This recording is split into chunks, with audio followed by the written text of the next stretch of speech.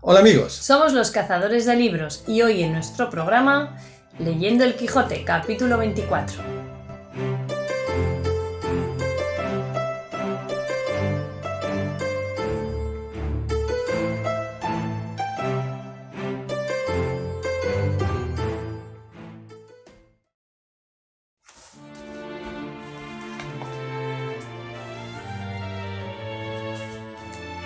Capítulo 24, donde se prosigue la aventura de la Sierra Morena.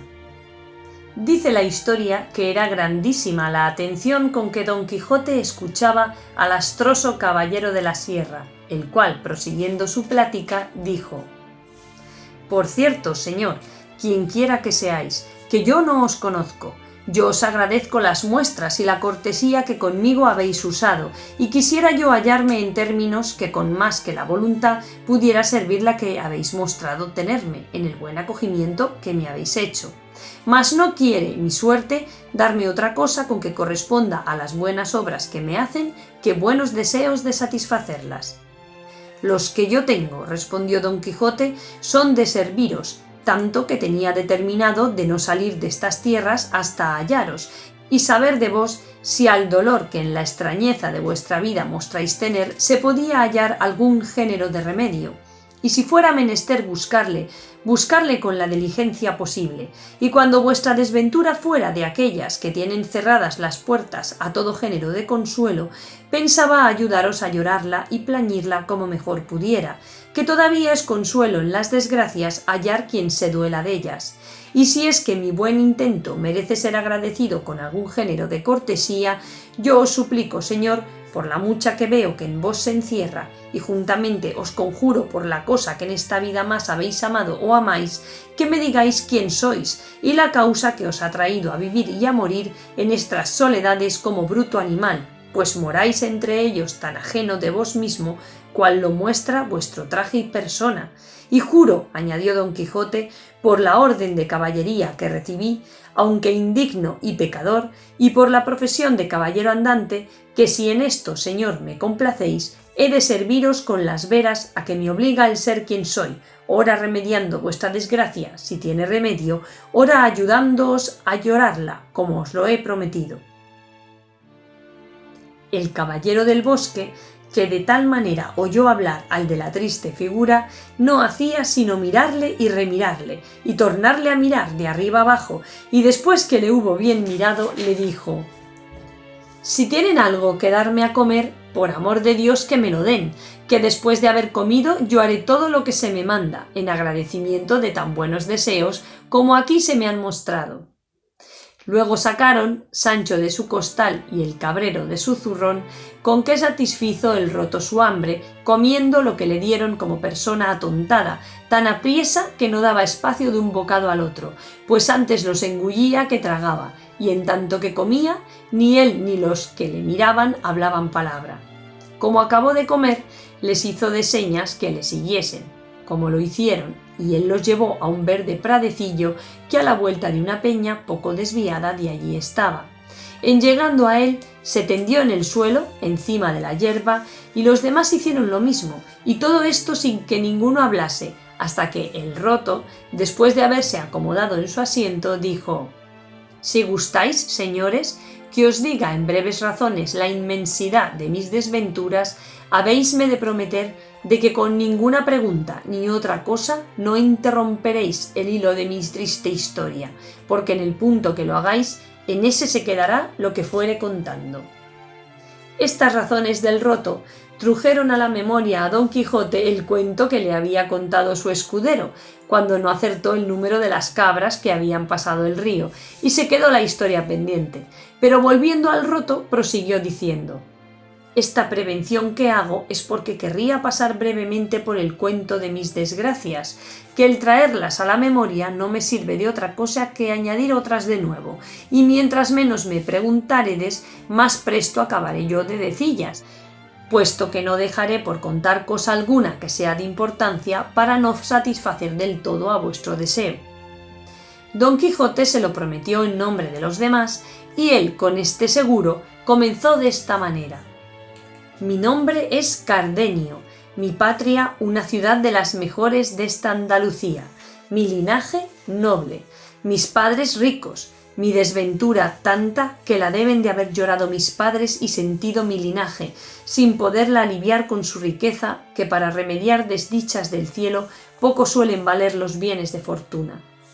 Vivía en esta mesma tierra un cielo, donde puso el amor toda la gloria que yo acertara a desearme.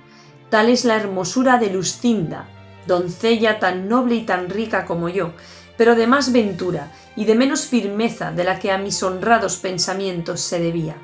A esta Luscinda amé, quise y adoré desde mis tiernos y primeros años, y ella me quiso a mí con aquella sencillez y buen ánimo que su poca edad permitía.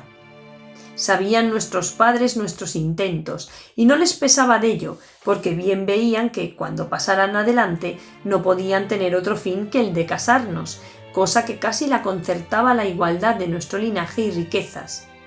Creció la edad, y con ella el amor de entrambos, que al padre de Luscinda le pareció que por buenos respetos estaba obligado a negarme la entrada de su casa, casi imitando en esto a los padres de aquella Tisbe tan decantada de los poetas. Y fue esta negación añadir llama a llama y deseo a deseo, porque, aunque pusieron silencio a las lenguas, no le pudieron poner a las plumas, las cuales con más libertad que las lenguas suelen dar a entender a quien quieren lo que en el alma está encerrado, que muchas veces la presencia de la cosa amada turba y enmudece la intención más determinada y la lengua más atrevida. ¡Ay cielos! Y cuántos billetes le escribí, cuán regaladas y honestas respuestas tuve, cuántas canciones compuse y cuántos enamorados versos, donde el alma declaraba y trasladaba sus sentimientos, pintaba sus encendidos deseos, entretenía sus memorias y recreaba su voluntad. En efecto, viéndome apurado y que mi alma se consumía con el deseo de verla, determiné poner por obra y acabar en un punto lo que me pareció que más convenía para salir con mi deseado y merecido premio, y fue el pedírsela a su padre por legítima esposa, como lo hice, a lo que él me respondió que me agradecía la voluntad que mostraba de honralle y de querer honrarme con prendas suyas, pero que siendo mi padre vivo, a él tocaba de justo derecho hacer aquella demanda, porque si no fuese con mucha voluntad y gusto suyo, no era Luscinda mujer para tomarse ni darse a hurto. Yo le agradecí su buen intento, pareciéndome que llevaba razón en lo que decía, y que mi padre vendría en ello como yo se lo dijese. Y con este intento, luego en aquel mismo instante fui a decirle a mi padre lo que deseaba, y al tiempo que entré en su aposento donde estaba, le hallé con una carta abierta en la mano, la cual, antes que yo le dijese palabra, me la dio y me dijo: «Por esta carta verás, Cardenio, la voluntad que el duque Ricardo tiene de hacerte merced». Este duque Ricardo, como ya vosotros, señores, debéis de saber, es un grande de España, que tiene su estado en lo mejor de esta Andalucía. Tomé y leí la carta, la cual venía tan encarecida que a mí mismo me pareció mal si mi padre dejaba de cumplir lo que en ella se le pedía, que era que me enviase luego donde él estaba, que quería que fuese compañero, no criado, de su hijo el mayor, y que él tomaba a cargo el ponerme en estado que correspondiese a la estimación en que me tenía. Leí la carta y enmudecí leyéndola, y más cuando oí que mi padre me decía: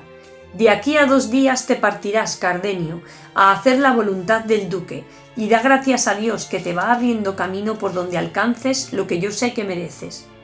Añadió a estas otras razones de padre consejero. Llegóse el término de mi partida. Hablé una noche a Luscinda, díjele todo lo que pasaba, y lo mesmo hice a su padre, suplicándole se entretuviese algunos días y dilatase el darle estado hasta que yo viese lo que Ricardo me quería. Él me lo prometió, y ella me lo confirmó con 1000 juramentos y 1000 desmayos. Vine, en fin, donde el duque Ricardo estaba. Fui de él tan bien recebido y tratado que desde luego comenzó la envidia a hacer su oficio, teniéndomela a los criados antiguos, pareciéndoles que las muestras que el duque daba de hacerme merced habían de ser en perjuicio suyo, pero el que más se holgó con mi ida fue un hijo segundo del duque, llamado Fernando, mozo gallardo, gentil hombre, liberal y enamorado, el cual en poco tiempo quiso que fuese tan su amigo que daba que decir a todos. Y aunque el mayor me quería bien y me hacía merced, no llegó al extremo con que don Fernando me quería y trataba. Es pues el caso que, como entre los amigos no hay cosa secreta que no se comunique, y la privanza que yo tenía con don Fernando dejaba de serlo por ser amistad, todos sus pensamientos me declaraba, especialmente uno enamorado, que le traía con un poco de desasosiego. Quería bien a una labradora, vasalla de su padre, y ella los tenía muy ricos, y era tan hermosa, recatada, discreta y honesta, que nadie que la conocía se determinaba en cuál de estas cosas tuviese más excelencia ni más se aventajase. Estas tan buenas partes de la hermosa labradora redujeron a tal término los deseos de don Fernando que se determinó, para poder alcanzarlo y conquistar la entereza de la labradora, a darle palabra de ser su esposo, porque de otra manera era procurar lo imposible. Yo, obligado de su amistad, con las mejores razones que supe y con los más vivos ejemplos que pude, procuré estorbarle y apartarle de tal propósito, pero viendo que no aprovechaba, determiné de decirle el caso al duque Ricardo, su padre. Mas don Fernando, como astuto y discreto, se receló y temió de esto, por parecerle que estaba yo obligado, en vez de buen criado, a no tener encubierta cosa que en tan perjuicio de la honra de mi señor el duque venía. Y así, por divertirme y engañarme, me dijo que no hallaba otro mejor remedio para poder apartar de la memoria la hermosura que tan sujeto le tenía que el ausentarse por algunos meses, y que quería que la ausencia fuese que los dos nos viniésemos en casa de mi padre, con ocasión que darían al duque que venía a ver y a feriar unos muy buenos caballos que en mi ciudad había, que es madre de los mejores del mundo. Apenas le oí yo decir esto, cuando, movido de mi afición, aunque su determinación no fuera tan buena, la aprobara yo por una de las más acertadas que se podían imaginar, por ver cuán buena ocasión y coyuntura se me ofrecía de volver a ver a mi Luscinda. Con este pensamiento y deseo aprobé su parecer y esforcé su propósito, diciéndole que lo pusiese por obra con la brevedad posible, porque en efecto la ausencia hacía su oficio, a pesar de los más firmes pensamientos. Ya cuando él me vino a decir esto, según después se supo, había gozado a la labradora con título de esposo y esperaba ocasión de descubrirse a su salvo, temeroso de lo que el duque su padre haría cuando supiese su disparate. Sucedió, pues, que como el amor en los mozos, por la mayor parte, no lo es sino apetito, el cual, como tiene por último fin el deleite, en llegando a alcanzarle se acaba y ha de volver atrás aquello que parecía amor, porque no puede pasar adelante del término que le puso naturaleza, el cual término no le puso a lo que es verdadero amor. Quiero decir que así como don Fernando gozó a la labradora, se le aplacaron sus deseos y se resfriaron sus ahincos, y si primero fingía quererse ausentar por remediarlos, ahora de veras procuraba irse por no ponerlos en ejecución. Dióle el duque licencia y mandóme que la acompañase. Venimos a mi ciudad, recibióle mi padre como quien era, vi yo luego a Luscinda, tornaron a vivir, aunque no habían estado muertos ni amortiguados, mis deseos, de los cuales di cuenta por mi mal a don Fernando, por parecerme que, en la ley de la mucha amistad que mostraba, no le debía encubrir nada. Alábele la hermosura, donaire y discreción de Luscinda, de tal manera que mis alabanzas movieron en él los deseos de querer ver doncella de tan buenas partes adornada. Cumplíselos yo, por mi corta suerte, enseñándosela una noche, a la luz de una vela, por una ventana por donde los dos solíamos hablarnos. Viola ensayo, tal que todas las bellezas hasta entonces por él vistas las puso en olvido. Enmudeció, perdió el sentido, quedó absorto y finalmente tan enamorado cual lo veréis en el discurso del cuento de mi desventura. Y para encenderle más el deseo, que a mí me celaba y al cielo a solas descubría, quiso la fortuna que hallase un día un billete suyo pidiéndome que la pidiese a su padre por esposa, tan discreto, tan honesto y tan enamorado, que en leyéndolo me dijo que en sola Luscinda se encerraban todas las gracias de hermosura y de entendimiento que en las demás mujeres del mundo estaban repartidas. Bien es verdad que quiero confesar ahora que, puesto que yo veía con cuán justas causas don Fernando a Luscinda alababa, me pesaba de oír aquellas alabanzas de su boca, y comencé a temer y a recelarme de él, porque no se pasaba momento donde no quisiese que tratásemos de Luscinda, y él movía la plática, aunque la trujese por los cabellos, cosa que despertaba en mí un no sé qué de celos, no porque yo temiese revés alguno de la bondad y de la fe de Luscinda, pero con todo eso me hacía temer mi suerte lo mismo que ella me aseguraba. Procuraba siempre don Fernando leer los papeles que yo a Luscinda enviaba y los que ella me respondía, a título que de la discreción de los dos gustaba mucho. Acaeció, pues, que habiéndome pedido Luscinda un libro de caballerías en que leer, de quien era ella muy aficionada, que era el de Amadís de Gaula, no hubo bien oído don Quijote nombrar libro de caballerías cuando dijo: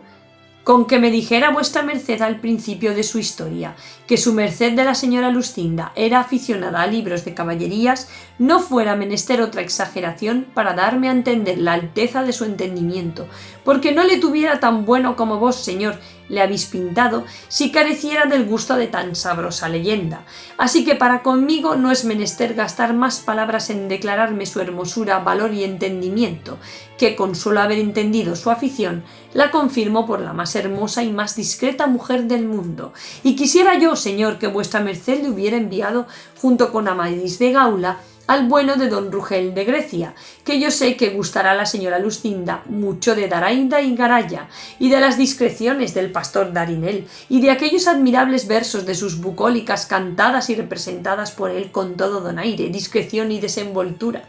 Pero tiempo podrá venir en que se enmiende esa falta, y no durará más en hacerse la enmienda en cuanto quiera vuestra merced ser servido de venirse conmigo a mi aldea, que allí le podré dar más de 300 libros, que son el regalo de mi alma y el entretenimiento de mi vida, aunque tengo para mí que ya no tengo ninguno, merced a la malicia de malos y envidiosos encantadores. Y perdóneme vuestra merced el haber contravenido a lo que prometimos de no interromper su plática, pues en oyendo cosas de caballerías y de caballeros andantes, así es en mi mano dejar de hablar en ellos, como lo es en la de los rayos del sol dejar de calentar, ni humedecer en los de la luna. Así que perdón y proseguir, que es lo que ahora hace más al caso».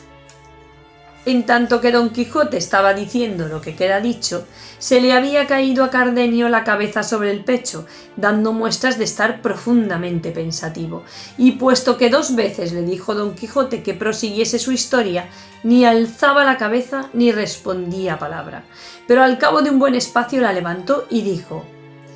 «No se me puede quitar del pensamiento, ni habrá quien me lo quite en el mundo, ni quien me dé a entender otra cosa, y sería un majadero el que lo contrario entendiese o creyese, sino que aquel bellaconazo del maestro Elisabat estaba mancebado con la reina Madásima».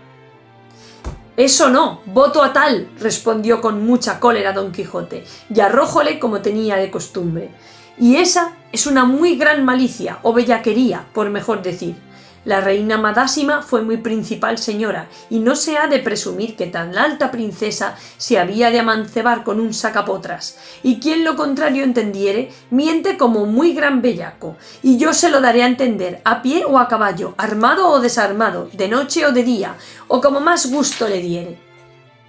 Estábale mirando Cardenio muy atentamente, al cual ya había venido el accidente de su locura, y no estaba para proseguir su historia, ni tampoco don Quijote se la oyera, según le había disgustado lo que de Madásima le había oído. Extraño caso, que así volvió por ella como si verdaderamente fuera su verdadera y natural señora, tal le tenían sus descomulgados libros.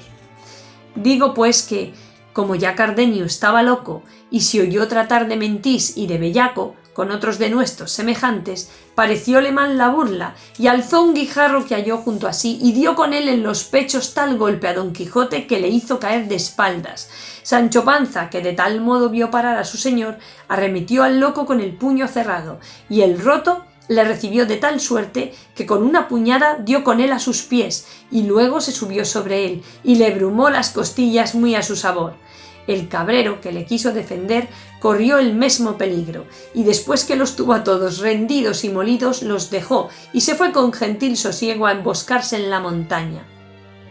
Levantóse Sancho, y con la rabia que tenía de verse aporreado tan sin merecerlo, acudió a tomar la venganza del cabrero, diciéndole que él tenía la culpa de no haberles avisado que aquel hombre le tomaba a tiempos la locura, que si esto supieran, hubieran estado sobre aviso para poderse aguardar.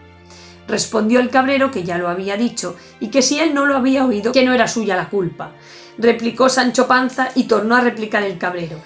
Y fue el fin de las réplicas asirse de las barbas y darse tales puñadas que si Don Quijote no los pusiera en paz se hicieran pedazos. Decía Sancho, asido con el cabrero: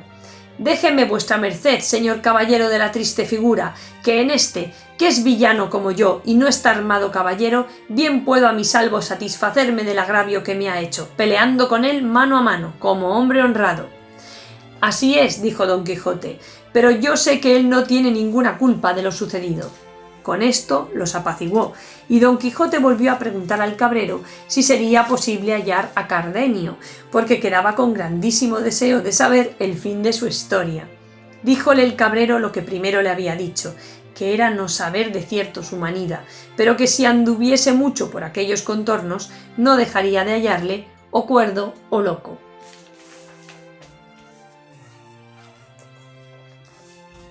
Y así concluye el capítulo 24, que nos sigue dejando in albis de cómo acaba la historia del loco, de este loco Sierra Morena, que anda dando puñadas. Ya se me ha quedado lo de puñadas a todo el mundo. La verdad que es que de todas formas no hay capítulo en que no acaben a tortas. Sí, pobres, Sí, las costillas machacadas. Da igual, es que da igual, aunque sea una historia corta como esta, que estaban tranquilos, acaban dando tortas siempre, unos a otros. ¿A Bueno, quién se le ocurre? sí, así que os emplazo ya para el capítulo 25, que seguramente seguirá siendo también, como dicen ahora en la televisión, seguirá siendo la hora de las tortas. Así que hasta otro día, amigos. Adiós.